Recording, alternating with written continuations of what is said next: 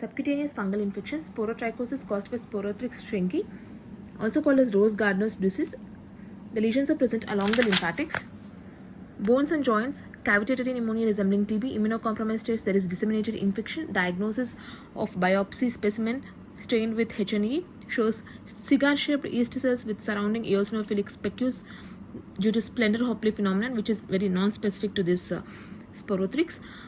Sporotrichosis asteroid body is the entire thing which we discussed, and culture shows initially white colonies, later followed by black colonies, whereas LPCB mount shows septate hyphae with conidia arranged in a rosette manner. Itraconazole is the treatment of choice, and amphotericin B in disseminated cases. Mycetoma, eumycetoma, and actinomycetoma. Eumycetoma caused by Madurella exophylla acrimonium aspergillus. It is very dangerous, sometimes also needing amputation and azoles.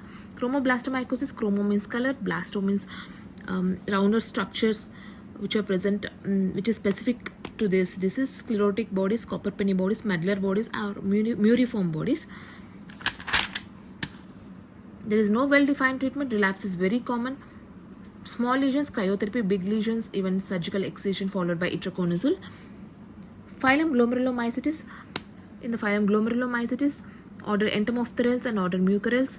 Rhizopus mucor, aseptate hyphae with sporangiospores, which are the asexual spores, and zygospores or the sexual spores. Risk factors includes diabetes. Uncontrolled diabetes is a risk factor for this Rhizopus mucor. Subcutaneous disease, which is implanted into the body by trauma. Every subcutaneous fungal infection is implanted into the body through trauma. This is the only fungus where there is angio invasion. The subcutaneous fungus where there is angio invasion is mucormycosis. Secondary mucormycosis, extension of the rhinocerebral mucormycosis. Surgical excision is the treatment followed by amphotericin B.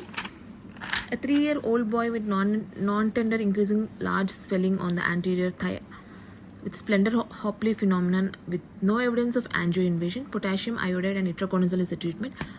And the diagnosis here is entomophthalmycosis.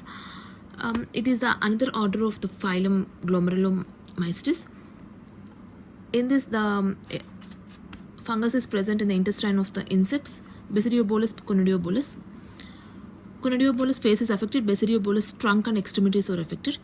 So this is the one. Surgical excision plus itraconazole with potassium iodide is the treatment of choice.